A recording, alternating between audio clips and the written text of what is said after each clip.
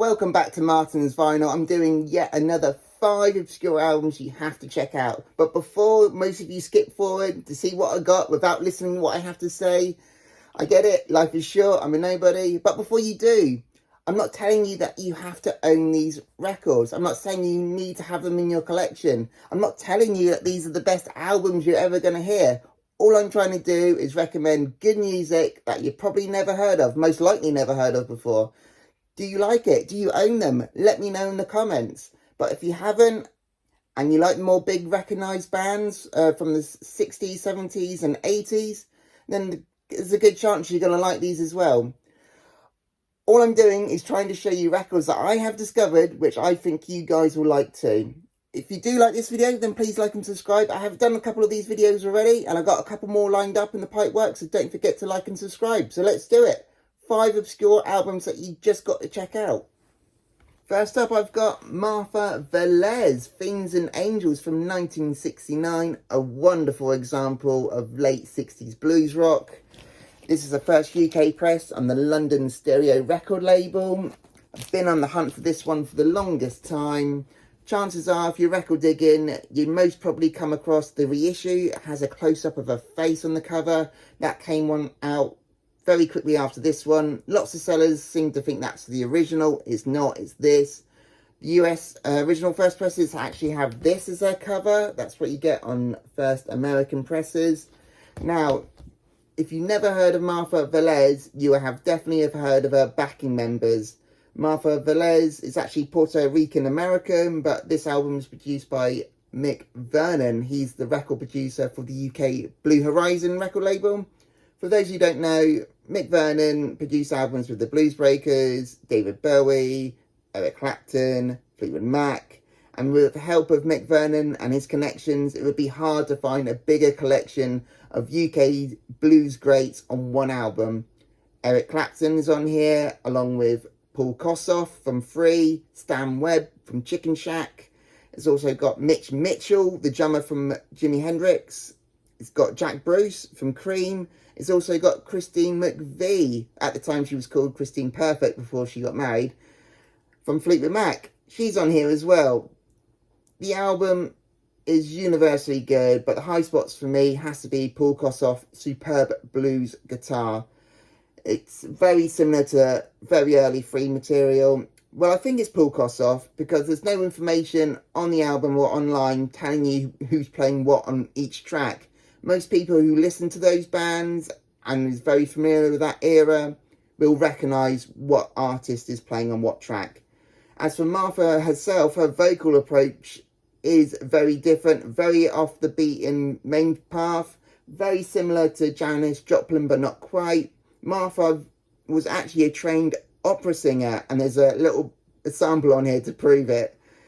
This is a superb album, which it didn't sell well, maybe because Martha was not a well-known name at the time, and Martha is known to very few, which is a pity, but hopefully you'll check it out, because it's definitely worth checking out. Okay, next up I've got Blue Mountain Eagle from 1970, American blues rock, soft psychedelic rock. They only ever recorded the one album, and that was on the Atlantic Atco record label. This is the first US original pressing, never released in the UK. I got a steal of a deal on this one. It's a really great unknown gem. It's great typical rock of the era, but they still have their own unique sound. A bit like a harder Buffalo Springfield, but with more fuzz guitar when needed. Other times they stay acoustic, and that works really well too. Professionally produced by proven rock producer Bill Harvison, and he worked with the likes of Crosby, Stills and Nash and Freddie King. This should have sold more. The album as a whole is great, but they never had a hit single, and that would really help sell the album. There's something about this album, and after a few listens, it really works its magic on you. It's heavier than Buffalo Springfield, don't get me wrong, but it still retains that psychedelic country edge. It's a definite grower. It grows on you, a true pearl of rare rock. This should have been made a bigger splash. It doesn't have a bad track. Like I said, if you're fans of Buffalo Springfield, the Byrds, the Flying Burrito Brothers, and when it gets on to the more heavier parts, if you're a fan of Steppenwolf, then you really like this album. Each member of the band gets his own turn on lead vocals, and they all sound great. This is great fuzz guitar orgy. Great US psych, blues rock, for me, one of the best unknown albums of the era. I keep discovering albums like this, and finding albums like this keeps me digging and makes me curious as to what else is out there. So, a fantastic record that you got to check out. Okay, next up I've got Floating Bridge from 1969. This is the first UK press on the Blue Liberty label. There it is. Another great unknown album with no follow-up. A band from Seattle. They play good blues rock with some strong psychedelic influences.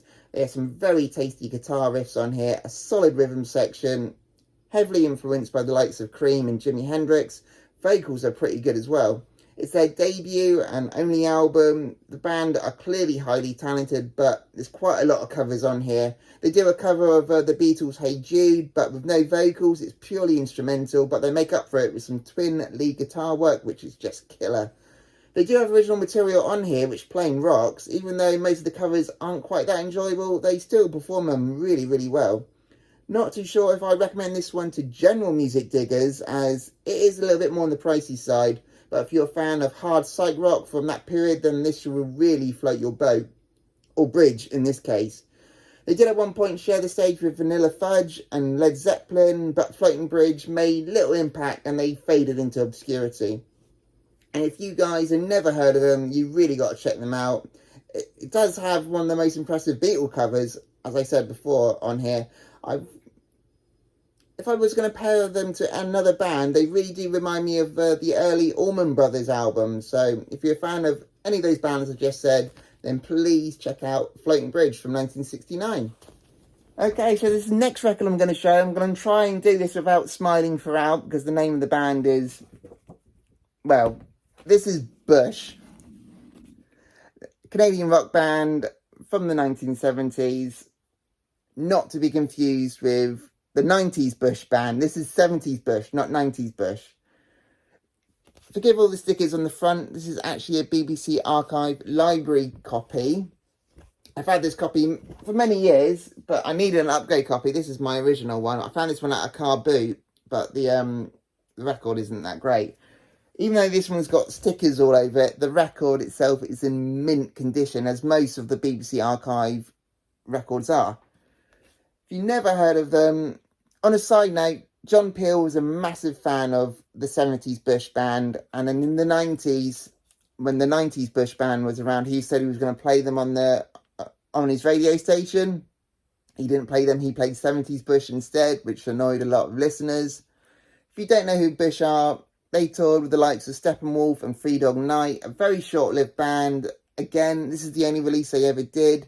When they disbanded after the release, some members went on to join the James Gang Band, and some of them toured as session musicians and played with the likes of Alice Cooper and Lou Reed. The album itself is some really nice slab of early 70s guitar. Not an expensive album at all, even though it's quite rare to find. When you're digging in the cheap bins, you'll find tracks of Bush on those compilation albums. They were on the Probe label, and they had all these Probe compilation albums. The one, how I discovered him, you've seen it because it's always in charity shops and the cheap bins. That compilation album with the giant tarantula on the front. I'll try and stick a photo up because I can't remember the name of the album. And that's how I discovered the band. Bush, a great funky hard rock band. I wasn't expecting to like it so much when I first got it, but I did, and that's why I needed the upgrade copy. A nice bluesy and funkish hard edge rock with some great harmonies and some slight vague psychedelic influences. Great guitar, but the unsung hero for me is the bassist. The bass guy is really, really good. He's the star of the show. He steals the show. The band knows how to hold a groove. Like I said, I wasn't expecting to like it so much, but I would put this on as background music, and I found myself stopping whatever I was doing to really give the attention this album deserved. I always wonder how a small band like this managed to land a major record label release despite not being very popular at the time at all. They were on the UK Probe label, but in America they were on the RCA label. Nevertheless, a solid album and worth picking up, and usually found very, very cheap. So this is the last record I'm going to show you, and this is the one I think most people will recognise. This is the Fuzztones from 1985. Great garage rock, founded by singer-guitarist who is called Rudy Petrudi, who I believe is the only remaining original member of the band. I've been going back and forth in my mind whether to include this or not, as I didn't think that they were that obscure, but I recently picked this one up. This is actually an upgrade copy for me. I've had this one in my collection for a while. It's not the best, it's not the cleanest, but I found this one. This is a test pressing. If you don't know what a test pressing is, it's exactly what it says on the tin. These are the ones that were the first ones off the stampers and play tested before they went off and made thousands of them. So for crazy record collectors like me to find a mint copy test pressing that was one of the first one off the stampers gets us very, very excited. But I'm going to keep the one I've already got because I'm afraid test pressings don't come with the artwork. So I'll be keeping this one because the artwork is fantastic.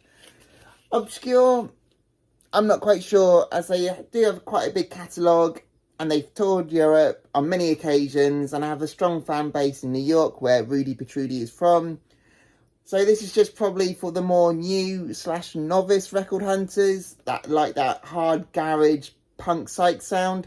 This is their debut and is definitely among the defining moments in the psych garage world of the 80s. It's hard hitting stuff throughout, sometimes a bit dark and gothic. I think fans of the Cramps will really be aware of the Fuzztones. Like I said, I don't know whether to include them as I never hear them on the radio or really mentioned anywhere. The only place I've really seen them mentioned is on Vinyl Community Videos. And they spoke very, very highly of them. And I'm glad I listened to them and got the album. I highly recommend to those newcomers who want to approach some really, really good garage rock. Fuzztones from 1985. So the albums you got to check out are Martha Velez, Fiends and Angels, Blue Mountain Eagle, Floating Bridge, Bush, and the Fuzztones. Are you going to check them out? Let me know. Have you heard of them before? Let me know in the comments. Don't forget to like and subscribe because I got some more obscure stuff coming your way very, very soon. See ya.